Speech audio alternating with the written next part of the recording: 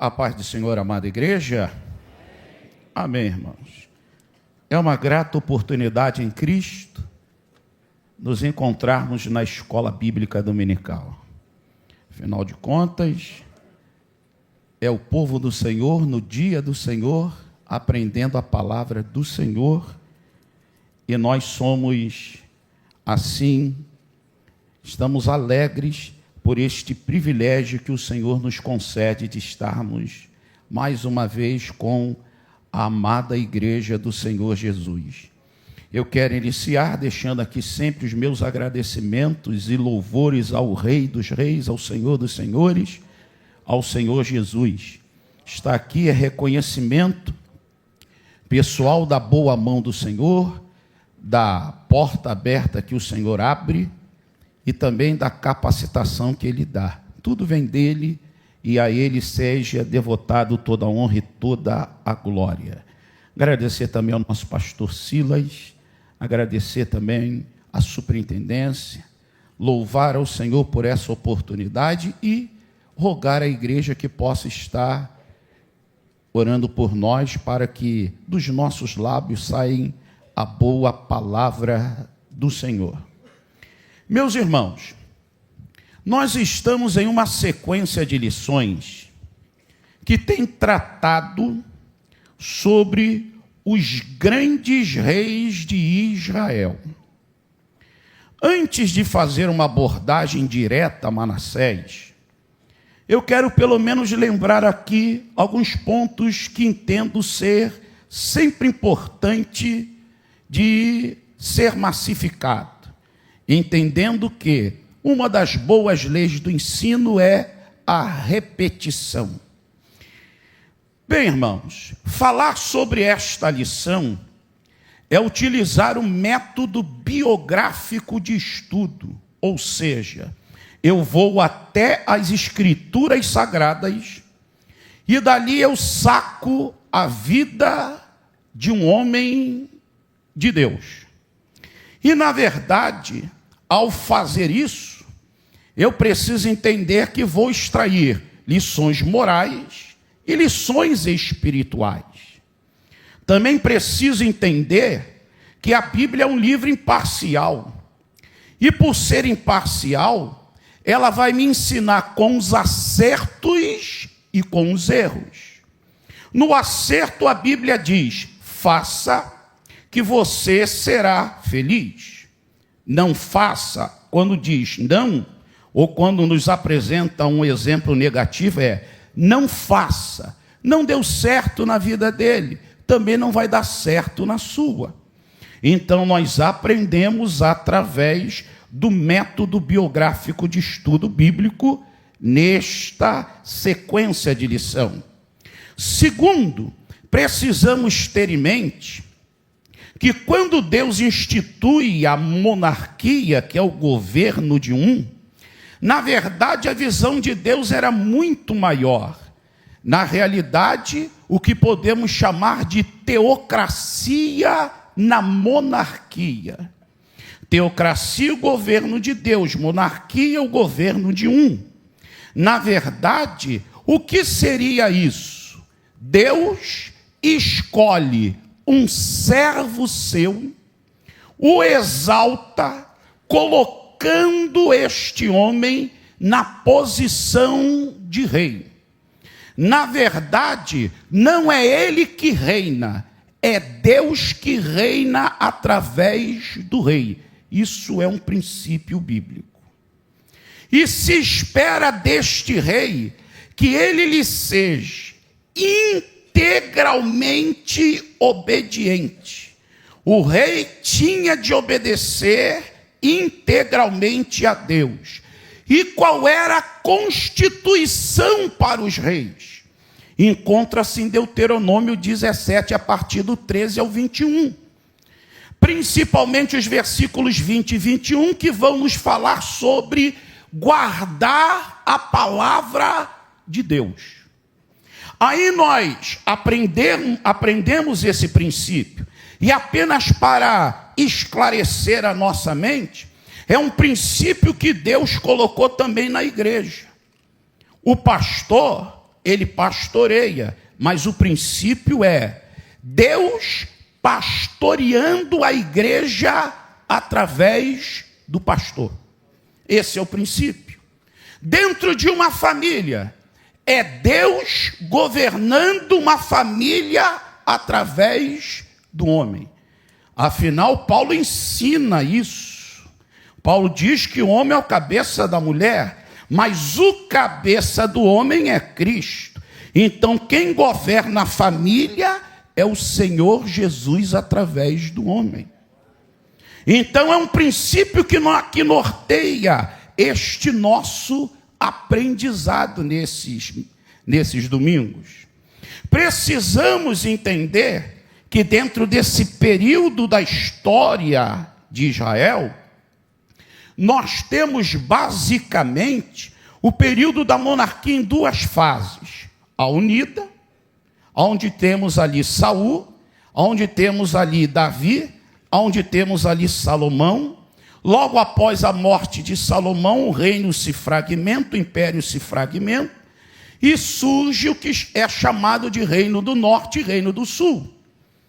O Reino do Norte, 10 tribos, chamado de Reino de Israel, Reino setentrional, 3 capitais, Dizre, Siquém e Samaria, com 20 reis, começando ali com Jeroboão I, filho de Nebate, até Oséias. Centro de culto idólatra em Dan e em Betel. Aprendemos ali que este império é destruído no ano 722, ou melhor, este reino é destruído em 722 pelo império assírio. E temos o reino do sul, 2 tribos, Judá e Benjamim. Aprendemos ali que a sua capital única foi Jerusalém. O local exclusivo do culto foi o templo erguido por Salomão. Também ali aprendemos que todos os reis que são deste reino do sul são descendentes diretos de Davi, começando em Roboão e terminando lá em Zedequias, totalizando mais ou menos o número de 19 reis, com uma rainha chamada Atália. Também ali estudamos e sabemos que este reino é destruído pelos babilônicos. Daí, nós podemos assim entender um pouco acerca do rei Manassés. E eu peço para o irmão Sérgio, que está me auxiliando ali, projetar alguma coisa para que nós possamos aí, juntamente com a igreja, lermos pelo menos essa parte introdutória. Pode colocar a parte introdutória, meu jovem. Aqui nós temos o seguinte: Manassés foi o 14º monarca que assumiu o trono do reino do sul, ou Judá. Em sua época, o reino setentrional, ou de Israel, havia sido destruído pelo império assírio, por causa das suas constantes desobediências às leis do eterno Deus, segundo o livro dos Reis, capítulo 17. Os assírios mantinham a sua opressora influência sobre o crescente fértil, escravizando e forçando nações a pagarem tributos para gozarem de uma pouca liberdade. Pode passar mais um pouco aí, meu filho. Isso. Deus, na sua infinita misericórdia, ainda mantinha uma parte do seu povo na terra, o reino meridional, ou de Judá, por causa das atitudes de homem como Ezequias. Ezequias não é o único rei justo, o único rei que promoveu o avivamento. Você tem Asa, tem Josafá, tem Ezequias e tem Josias. Mas continuando, que procurou promover um avivamento, trazendo o povo à adoração ao único Deus. O segredo para um reino forte e próspero não estava nos pagamentos de tributos ou em um poderoso exército, cidades muradas e torres altas, e nem em alianças com nações poderosas, mas na obediência exclusiva a Deus. Isso que fazia a diferença. E Deus deixou este princípio. A partir de Manassés, o 14º monarca, aí nós vamos ter mais 5 reis sobre o trono de Judá, até a destruição imposta por Nabucodonosor, imperador do neo-império babilônico, ao reino do sul, e os leva em cativeiro por um período de 70 anos. Pode colocar o próximo, meu jovem. Certo, irmão Sérgio? Nós temos aí, inicialmente, um pouco acerca da biografia de Manassés. O nome Manassés significa quem faz esquecer. Ele é um dos 5 homens que recebem este nome. O irmão deve se lembrar que o primeiro homem a receber este nome foi filho de José com Asenate, Manassés. Ele era filho do justo rei Ezequias, com uma mulher chamada Efesibá, que esse nome Efesibá significa meu deleite está nela, que segundo a tradição judaica, era uma mulher reta e filha do profeta Isaías. Bem que a Bíblia apenas sinaliza que Isaías teve 2 filhos. A Bíblia sinaliza claramente isso. Mas a tradição diz que essa mulher foi filha do profeta Isaías, certo? Ele começa a reinar no trono com 12 anos e reina num período de 55 anos. É bom de lembrar que um outro rei também reina esse período de 55 anos, que é o rei Uzias, que encontra-se ali no livro de 2 Crônicas 26, versículo 3. E a Bíblia também vai narrar a morte de Manassés. Encontra-se no livro de 2 Reis 21, versículo 18. Lá também em 2 Crônicas, capítulo 33 e versículo 20. A história de Manassés, ela é escrita em 2 Reis, capítulo 21, do versículo 1 ao versículo 18. Também em 2 Crônicas, capítulo 33, do 1 ao 20. Então, explorar acerca deste homem é fazer a leitura desses 2 textos. E me permita só fazer aqui uma consideração. Não é repetição. Deixa eu fazer aqui algumas colocações. Primeiro, o nome da mãe de Manassés só aparece em Reis. Em Crônicas não aparece. O pecado de Manassés, de uma forma mais extensa, aparece em Reis. Mas o arrependimento somente aparece em Crônicas. Na verdade, nós temos que parar para observar que o autor de Crônicas, e daí vem o significado de Crônicas no seu original, é tratar sobre assuntos ocultos, ou seja, o escritor de Crônicas, ele não repete, ele vai até assuntos que foram abordados, mas que não trataram sobre certos detalhes, e ele apresenta os detalhes. Então, se não fosse o autor de Crônicas, nós só saberíamos do pecado dele, sem arrependimento. Mas aí o escritor chega e fala, não, ele se arrependeu. Nós sabemos em Crônicas que quem o levou em cativeiro não foram os babilônicos, foram os assírios, o que o autor de Reis não apresenta. Então, na Bíblia não tem repeteco. Na Bíblia é necessário estudarmos um todo para uma compreensão geral das Escrituras Sagradas. Então, é bom entendermos esses aspectos. Nosso próximo ponto, meu jovem, pode colocar aí. Agora, depois da sua biografia, é o segundo, meu filho, se eu não me engano. Nós temos aí a biografia dele, e Manassés, Tá certo. Manassés, filho de Ezequias. Eu quero que o irmão observe o seguinte.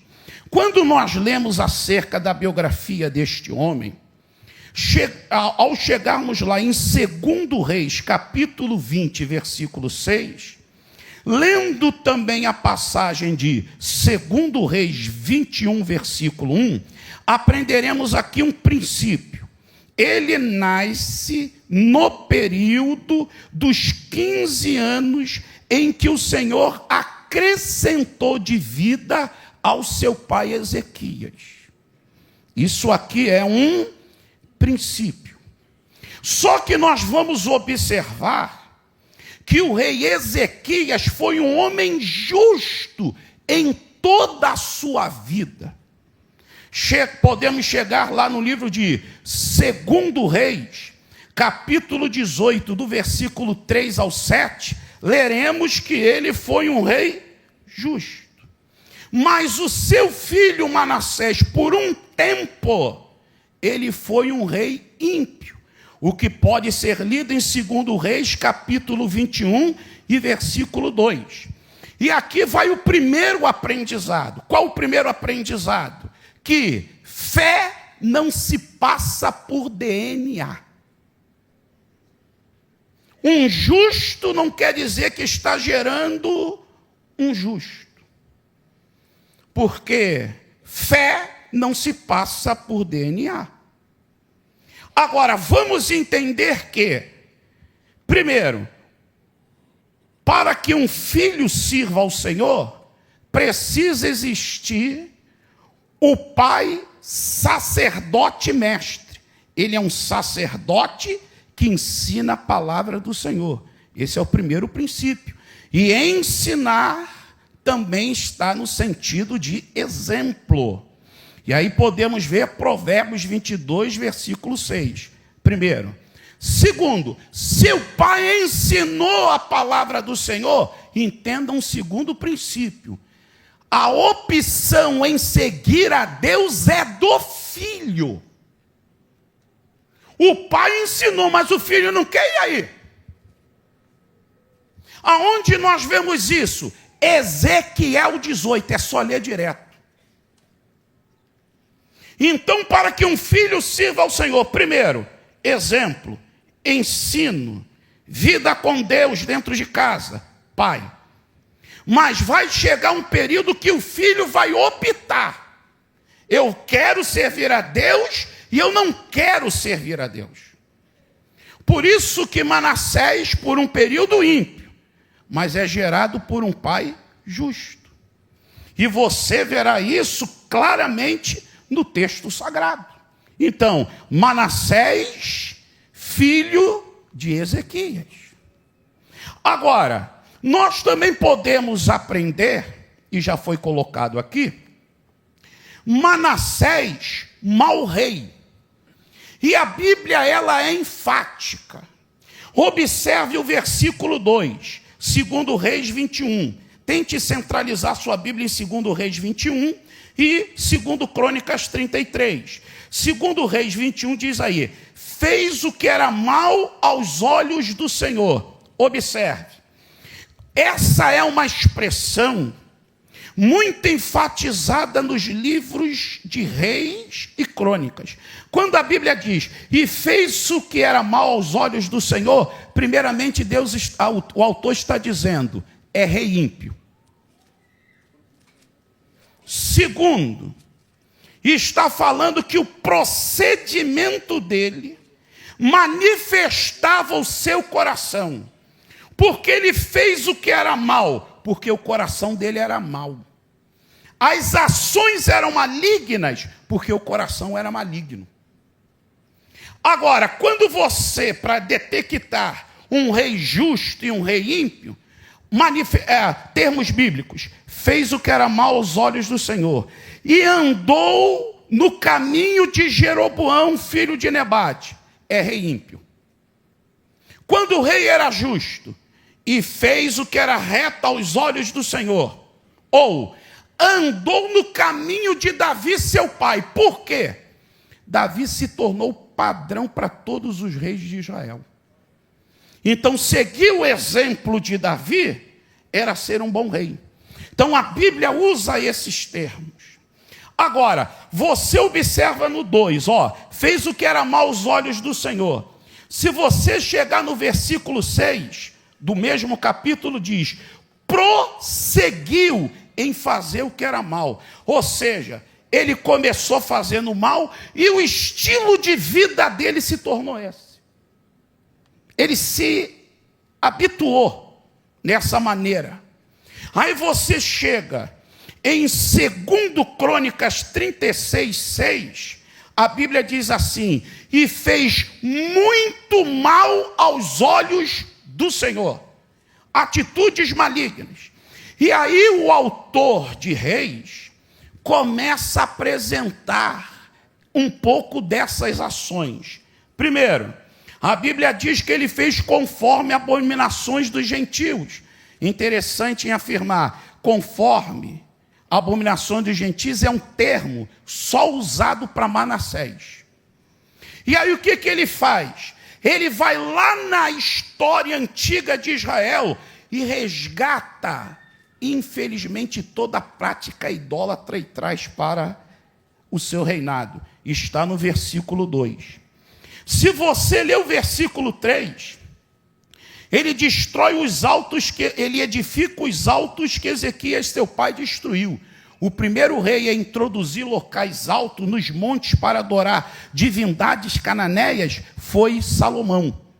Ezequias destrói e ele restaura. No versículo 3, ele levanta altares a Baal. Vamos lá, o termo Baal significa proprietário, senhor e marido. O termo Baal não fala de uma divindade, fala de várias divindades. As divindades da época era chamado de Baal. Exemplo, o Baal da época de Elias era o Baal Melcarte, o deus fenício, o deus nacional dos fenícios. O deus tanto da tempestade que enviava chuva e o deus de fogo. Por isso que Elias desafiou Baal nessas duas áreas e mostrou que ele não era Deus. Certo? Continuando ainda sobre ele, a Bíblia diz que ele coloca um poste ídolo com Astarte. A divindade aqui é Astarte, como fizera Acabe. Aí, nesse ato insânio de idolatria, ele adora o sol, a lua e as estrelas. Versículo 4 e versículo 5, você vai observar uma outra marca de todo o rei ímpio. O que o rei ímpio fazia? Esquecia a casa do Senhor, entulhava a casa do Senhor, profanava a casa do Senhor. Todo rei justo limpava a casa do Senhor e restaurava o culto ao Senhor. Essa era a atitude do rei justo. Ok? Bem, e aí o texto vai nos dizer, lá no versículo de número 7, que ele coloca a imagem de um poste ídolo dentro da casa de Deus. Ele profanou no exterior e profanou no interior. No interior ele coloca um poste ídolo. Há uma divindade chamada Azera, que era uma divindade do mar e chamada a mãe dos deuses. Só que a fisionomia dessa divindade, feita em madeira, era que da sua cintura para cima estava nua. Então era a figura de uma mulher nua. E ele introduziu-se dentro do templo do Senhor. Ok, irmãos? Depois você tem no versículo 6, ele mata um filho, não fala de filhos, fala de filho. Como Crônicas também fala. A Moloque, Moloque ou Micol. Não fala de moleque aqui não, tá, irmão? Esquece esse negócio aí, tá? Tem nada a ver não, tá? Não dá tempo para falar aqui, mas não tem nada a ver não, tá? Esquece esse negocinho aí. Mas voltando aqui, Moloque ou Micol. Era uma divindade que celebrava a Saturno. adorado pelos fenícios, cartaginenses e também pelos amonitas. Essa divindade era feita de latão, corpo de homem, rosto de touro. Colocava-se na mão dele a criança, e a mão dele já era assim. Ao colocar a criança aqui, já caía direto na fogueira. Enquanto os seus adoradores com tambores e gritos louvavam a Moloque. E aí se dava o que alguns textos falam de consagração de crianças, que na verdade era a morte das crianças. Em alguns momentos, ele era oco. E aí se introduzia as crianças ali dentro e ateava fogo. Então as crianças eram assadas vivas. Esse era o culto a Moloque. E Manassés realizou essa tal prática no seu reino. Se o irmão ainda continuar lendo, lá no versículo 16, e esse versículo 16, só o autor de Reis fala, o de Crônicas não, ele fez um banho de sangue. Ou seja, ele perseguiu os chamados intolerantes. Quem eram os intolerantes? Aqueles que haviam experimentado um mover de Deus no reinado de Ezequias e seu pai. Aí ele começa a perseguir. Segundo a tradição judaica, é nesse período do reinado de Manassés que o profeta Isaías é preso, acorrentado, colocado em um tronco oco e cerrado ao meio. Para fazer também uma alusão que encontra-se lá no livro de Hebreus, tá certo? Lá no seu capítulo 11, 37, pela fé, alguns foram cerrados ao meio. Na verdade, o reinado dele foi um reinado de trevas e de martírio. Servir ao Deus de Israel na época era difícil. Aí nós vamos fazer uma outra abordagem. Manassés foi um rei sem freio. Ou seja, fica claro que o único que poderia frear o rei era o Senhor. E o Senhor apresenta 3 freios. O primeiro freio, você pode ler aqui no capítulo 21, versículo 8. Qual era o primeiro freio? A palavra de Deus. Esse era um freio para todos os reis. Não esquecer que antes de ser instituída a monarquia, Deus havia dado ordens claras que o rei, lá em Deuteronômio 17, 13 a 21, deveria de ter uma cópia das escrituras sagradas e ler, obedecer, para que o seu reino fosse próspero e toda a sua descendência. Então esse era o primeiro freio que Deus colocou para todo rei, para acabar com orgulho, altivez, pecado, era guardar a palavra. E aí nós vamos aprender que um princípio interessante, a palavra gera bênção, ou a obediência à palavra gera bênção. Então, através da palavra, nós nos tornamos bênção, somos abençoados. E terceiro ponto aqui importante, permanecemos com a bênção. A palavra me torna bênção, traz a bênção de Deus sobre a minha vida, e para que eu permaneça com a minha bênção, eu preciso ser obediente. Israel se esqueceu disso, aí Deus falou, dei a bênção para vocês, agora eu vou tirar. Por quê? Vocês me desobedeceram, vão para cativeiro. Entendido? A palavra te torna bênção, a palavra traz a bênção sobre a tua vida, a obediência à palavra, e a permanência da bênção é se você for obediente. Senão tu joga tudo na lata do lixo, e depois ainda vai reclamar que foi Deus. Bem, segundo freio, está aqui no livro de 2 Reis, lá no seu capítulo de número 21, versículo 10. A Bíblia diz que Deus levantou o que, irmãos? Profetas. Segundo freio para os reis eram os profetas. Quem eram os profetas? A consciência de Deus para o povo, para o rei. Então os reis falavam ao coração do rei. Agora, a Bíblia fala de profeta, não diz aí o nome dos profetas. Mas, quando você estuda esse período da história de Israel, você vê que tiveram profetas ativos como Isaías, Joel, Naum e Abacuque. Eram os reis ativos desse período. E Deus os usou para repreender ao rei Manassés.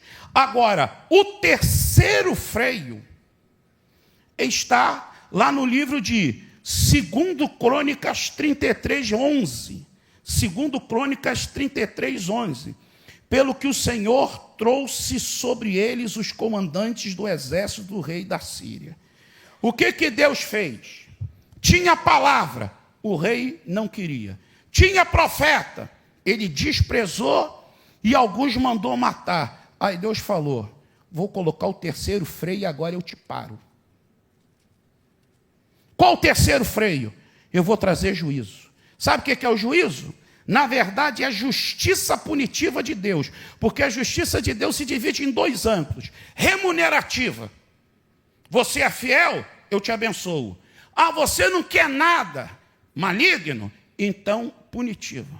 Aí Deus usou o terceiro freio. Trouxe agora os assírios que o levaram em cativeiro. Esse é o terceiro freio de Deus.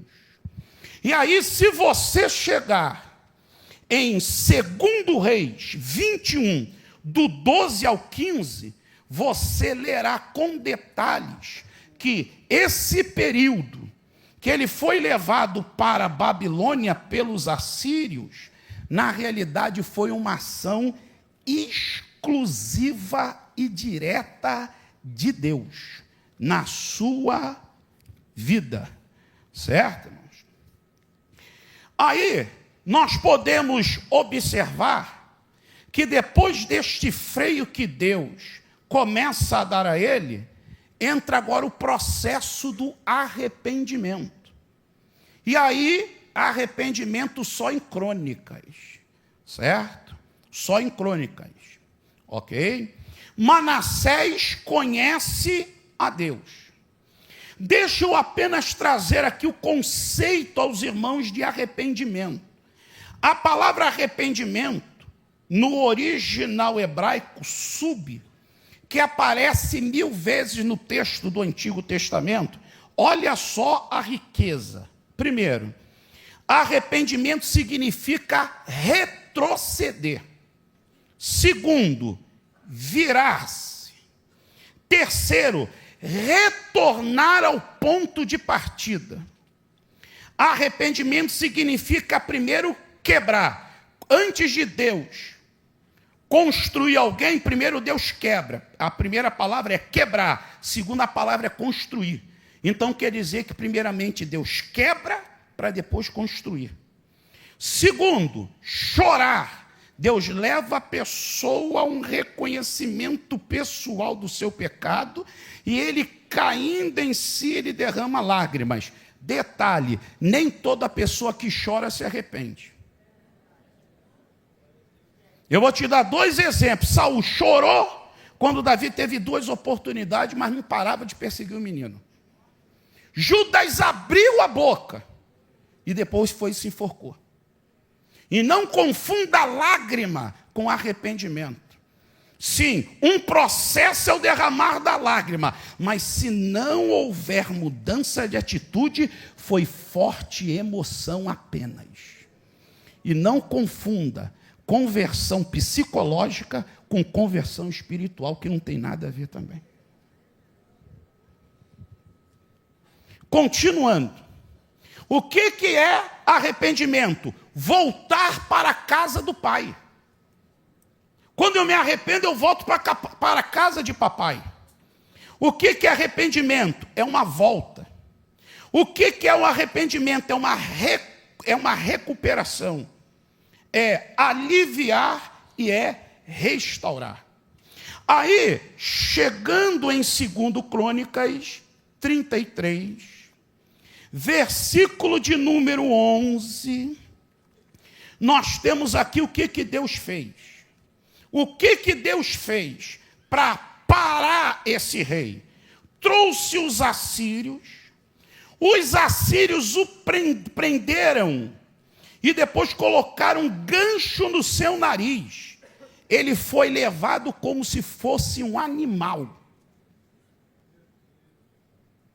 Por que Deus precisou agir isso? Porque Deus precisava pegar ele do seu trono e jogar lá embaixo. Deus precisava quebrar ele. Tem momentos, irmão, ou eu me deixo quebrar pela palavra de Deus, ou Deus vai ter que quebrar de um outro jeito. Nunca se esqueça disso. Tem gente que se quebra diante da palavra de Deus. Deus, vem cá, meu filho.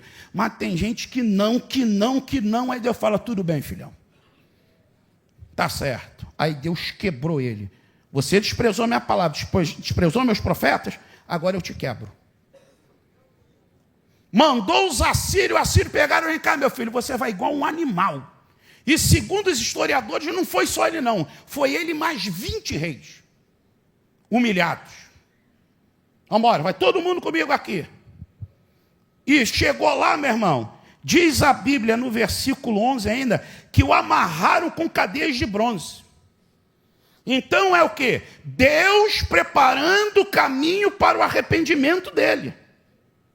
Agora, como é que foi o processo do arrependimento dele? Olha o versículo 12. Primeiro, angústia. Ele passou por aperto, por aflição. O que Manassés perdeu? A posição real. Perdeu as regalias. Perdeu a proteção do seu exército. E foi lançado na cela. Sabe o que Deus fez? Quebrou o orgulho dele. Depois ele suplicou. Ele suplicou ao Senhor. Observe, aqueles deuses que ele colocou em Israel, ele não clamou, mas agora ele começou a suplicar ao Senhor. Sabe o que ele está, em outras palavras, dizendo? Realmente esses deuses não podem fazer nada por mim. Mas aí, a Bíblia diz, e ele suplicou ao Senhor, olha a expressão, ao Senhor seu Deus. Já está havendo mudança no coração dele. Aí, ou seja, a angústia preparou o seu coração para reconhecer que o único Deus é o Senhor de Israel. Então, meu irmão, quando você vê alguém sendo quebrantado, tratado por Deus, deixa Deus agir. Deus não vai matar ele não, mas Deus está trabalhando ele para um grande arrependimento. Continuando, humilhação. E humilhou-se muito perante o Deus de seus pais. Uma das palavras para humilhação é humilitate, uma palavra no latim que quer dizer ir até o chão. Deus jogou ele no chão. Ele foi até o chão, se humilhou muito. Irmãos, nunca se esqueça, a humilhação é opção daquele que tem o coração de Jesus. Porque tem outros que optam a soberba do querubim da guarda ungida. Ser humilde é opção. E segundo Miqueias 6:8, para andar com Deus tem que andar em humildade. Eu quero andar com Deus, então seja humilde. Narizinho em pé lá embaixo. Você não tem narizinho como aqui, não. Tem que saber que o bom aqui sou eu. O teu ministério foi eu que te dei.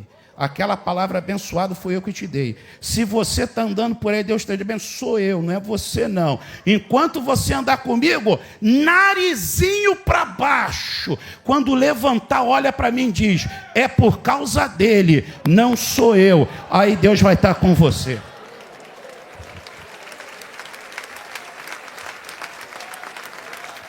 Vamos lá. Oração, olha o versículo 13 e 19. Ele orou. Amém, irmãos? Ele orou. Ele começou agora a se comunicar com Deus. E é interessante que ele orou. Olha o 13, ele orou e Deus ouviu ele. Mas olha o processo dele: angústia, súplica, humilhação, oração. Aqui na vida do nosso amadíssimo irmão Manassés, nós vamos aprender o que Paulo disse: mas onde abundou o pecado, superabundou a graça de Deus. Dois princípios quando Paulo diz isso. Primeiro, a graça vai além do pecado. O pecado pode abundar, ter em grande quantidade, mas a graça vai sempre suplantar. Amém, irmãos? Segundo, quando Paulo diz que superabundou a graça, Paulo está querendo dizer que quando a pessoa peca, ele se torna insaciável. Ele fuma, quer fumar mais. Se droga, quer drogar-se mais, com droga mais forte. Camarada que se prostitui com uma, quer duas, quer três, quer quatro, quer cinco. Agora, isso é o pecado, torna a pessoa insaciável. Graça, ela te dá prazer, satisfação. O pecado chega para você e fala: você me quer? E você fala: não, eu não quero você, porque a graça me satisfaz. A graça me preenche de tal maneira que eu não preciso de você. Você olha para o pecado e diz: não te quero, porque a graça me satisfaz. É isso que Paulo está dizendo: aonde abundou o pecado, superabundou a graça de Deus. Aí, Pedro, lá em 1 de Pedro 5,10 diz: e o Deus de toda graça, que em Cristo Jesus nos chamou para a sua eterna glória. Aqui, ó, o Deus de toda graça agiu na vida dele. Primeiro, você pode ler aonde? No versículo 13, olha a expressão: e lhe fez oração, e Deus aplacou.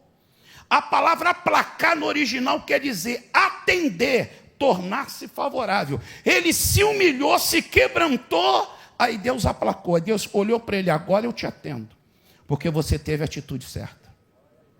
Agora eu me torno favorável a você. Aplacar é como se Deus estivesse falando: está quebrando uma onda violenta aqui, mas agora eu vou trazer a calmaria sobre você, e eu vou te trazer a paz. Por isso que aplacar dá a ideia de propiciatório, o local da misericórdia de Deus, onde Deus cancela o pecado. Deus aplacou. Aí o versículo 13 vai dizer, o que é depois disso? Deus ouviu. Primeiro, Deus aplacou, perdoou. Segundo, Deus ouviu a sua súplica. Agora, olha o terceiro aspecto. Deus o tornou trazê-lo a Jerusalém, ao seu reino. E Manassés conheceu quem é o Senhor. Depois dele perdoado, primeira bênção, Deus ouviu a oração dele. Segundo, Deus tirou ele da cela. Terceiro, Deus fez com que ele retornasse para Jerusalém. E quarto, Deus falou: você volta a ser rei. E eu te restauro tudo agora. Para você saber que eu sou Deus. Aí você vai me conhecer. Porque enquanto estava num aperto, eu te perdoei. Eu te tirei da cela. Eu te trouxe para Jerusalém, te tirei da Babilônia, terra de escravidão, te trouxe para Jerusalém, terra da liberdade, e agora eu vou te restaurar o trono. É isso que o Senhor faz quando nós nos arrependemos. Deus nos perdoa, e Deus começa a fazer um processo na nossa vida maravilhoso, e nós glorificamos ao nome do Senhor. Agora, qual é o final, qual é o efeito do arrependimento na vida de Manassés? Só Crônicas fala isso. Reis não fala. Você tem o 14:15. Primeiro, 13:14. Ele, aquele povo que ele oprimiu, que ele mandou matar, agora ele começa a ser bom rei. Vamos edificar os muros, vamos levantar os muros para trazer proteção para o povo. Mudou. Versículo 15. Aí ele chegou e falou: vamos tirar toda essa sujeira de dentro da casa do Senhor e vamos restaurar o culto ao Senhor. E, se você ler ainda no versículo 16, Ele pegou o altar. Esse altar é aquele altar de bronze, dado ao Senhor a Moisés, lá no Êxodo, que no seu reinado ele jogou de lado. Agora, quando ele voltou, ele falou: coloque esse altar aqui. E agora nós vamos voltar a adorar o Deus de Israel nesse altar. Ou seja, se há arrependimento, existe a manifestação de atitudes transformadas. Se eu estou arrependido, ninguém tem poder de ver o meu arrependimento no meu coração, a não ser o Senhor. Mas através das minhas ações todos levantarão e dirão: o Senhor mudou essa vida, o Senhor transformou. É através das minhas atitudes que o povo vê o poder do Senhor. Na verdade, eu sou a maior propaganda do poder do Evangelho. Sou ou não sou? Tomara que ela não seja mentirosa. Tem propaganda mentirosa, né, irmão? Mas que eu me torne a maior propaganda do Evangelho. Eu digo assim: Jesus transforma a vida. Aí eu aponto e digo: Ele mudou a minha vida. E quem me conhece vai olhar e vai falar: verdadeiramente Deus mudou a tua vida. Eu digo, aonde eu vou, nós somos a propaganda do poder do Evangelho. Amém? Não existe pecado que o nosso Senhor não possa perdoar. As suas mãos continuam estendidas a todos para perdoar, para restaurar. E nós louvamos e glorificamos ao nome do Senhor. Mas aprenda, deixa Deus agir. Às vezes você está falando: Senhor, trabalha na vida de um parente meu. Deixa que Deus está trabalhando, irmão. Ele tem a sua maneira de trabalhar. Quem sabe Deus está quebrando, e no final Ele vai se render. E depois Deus vai restaurar tudo. Ele vai falar: agora eu conheço quem é Deus. Louve e glorifique ao nome do Senhor. Muito obrigado. Amém.